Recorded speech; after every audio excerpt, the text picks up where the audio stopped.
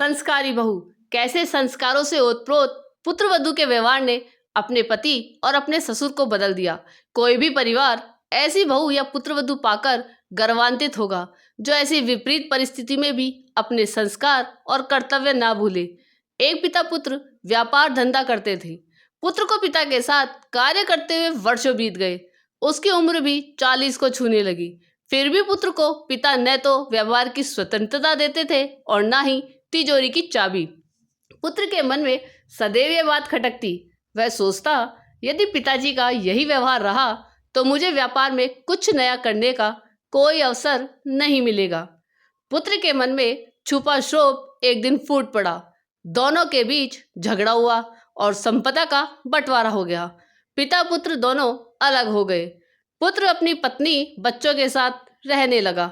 पिता अकेले थे। उनकी पत्नी का देहांत हो चुका था। उन्होंने किसी दूसरे को सेवा के लिए नहीं रखा क्योंकि उन्हें किसी पर विश्वास नहीं था। वे स्वयं ही रूखा सूखा भोजन बनाकर खा लेते या कभी चने आदि खाकर ही रह जाते तो कभी भूखे ही सो जाते थे। उनकी पुत्रवधू बचपन से ही सत्संगी थी। जब उसे अपने ससुर की ऐसी हालत का पता चला तो उसे बड़ा दुख हुआ, आत्मग्लानि भी हुई। उसमें बाल्यकाल से ही धर्म के संस्कार थे। बड़ों के प्रति आदर व सेवा का भाव था। उसने अपने पति को मनाने का प्रयास किया परंतु वे ना माने।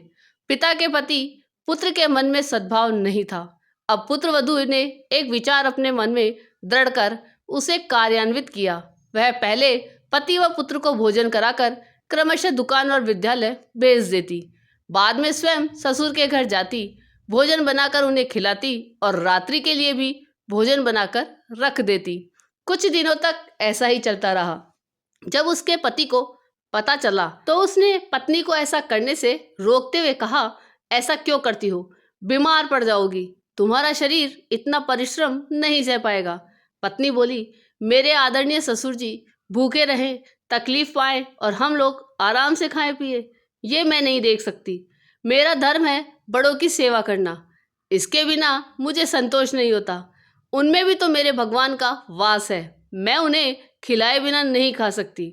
भोजन के समय उनकी याद आने पर मेरी आंखों में आंसू आ जाते हैं। उन्होंने ही तो आपको पाल पोस कर बड़ा किया है, तभी आप मुझे पति के रूप में मिले हैं। आपके मन में कृतज्ञता का भाव नहीं है तो क्या हुआ? मैं उनके प्रति कैसे कृतज्ञ कैसे हो सकती हूँ? पत्नी के सुंदर संस्कारों ने, सद्भाव ने पति की बुद्धि पलट दी। उन्होंने जाकर अपने पिता के चरण छुए, क्षमा मांगी और उन्हें अपने घर ले आए। पति पत्नी दोनों मिलकर पिता की सेवा करने लगे। पिता ने व्यापार का सारा भार पुत्र पर छोड़ दिया। तो मेरे प्यारों, परिवार के किसी भी व्यक्ति में सच्चा सद्भाव है, मानवीय संवेदनाएं हैं, सुसंस्कार हैं तो वह सबके मन को जोड़ सकता है।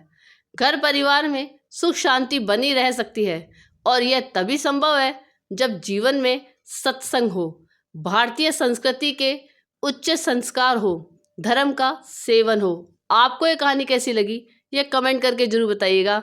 चैनल पे नए हो तो सब्सक्राइब जरूर कीजिएगा और वीडियो को लाइक और शेयर कीजिएगा। धन्यवाद।